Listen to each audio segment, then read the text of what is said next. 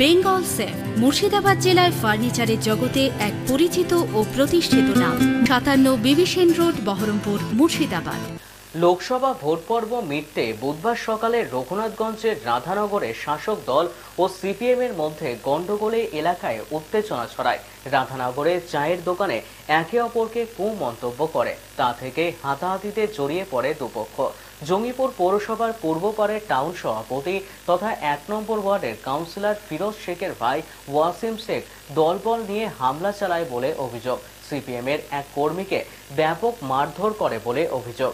অপর এক যুবকের ওপর হামলা চালায়, অস্ত্র উঁচিয়ে তেড়ে যায় বলে অভিযোগ। খবর পেয়ে ঘটনাস্থলে পৌঁছায় জঙ্গিপুর ফাঁড়ির পুলিশ।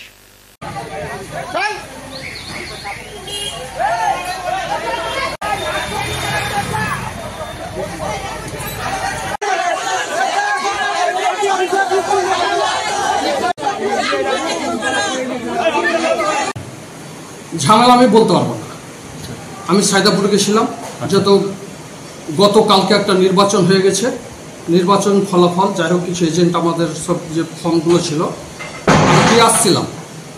আমি দিয়ে আসছিলাম। আসার পরে পার্টি অফিসে বসে আছি, পার্টি অফিসে বসে দুবার চা ফা খেলাম, গল্প করছি। তারপরে ঘন্টা দুয়েক ধরে দেখছি রাধানগরের মোড়টাতে ওই তর্ক বিতর্ক হচ্ছে, পাশে কেউ ছাড়াচ্ছে, কেউ কি করছে। আমি দেখলাম এখান থেকে বসে সব দেখা যাচ্ছে, দেখছি কার সঙ্গে কি হচ্ছে আমি বলতে পারবো না। তারপরে আবার দেখি দলবদ্ধভাবে সারিভাবে আবার এদিকে সব টিম নিয়ে চলে এলো, আর যে সঙ্গে গন্ডগোল তারাও বাইরে ছিল। বাইরে থাকার পরে এদিকে মারপিট হয়েছে, কি হয়েছে জানি না। আমি তো অফিস খোলা আছে। মানে কার সঙ্গে মারপিটটা হয়েছে? কার সঙ্গে বলতো আমি যে ১ নম্বর যে আছে কাউন্সিলর, শুনলাম নাকি ওর ভাইয়ের সঙ্গে। কালকে এটা গেছে কিসে মেরেছে আমি বলতে পারবো না। তবে যেটা যে শুনলাম সামনাসামনি শুনলাম যে ও পিস্তলের বাট দিয়ে মেরেছে।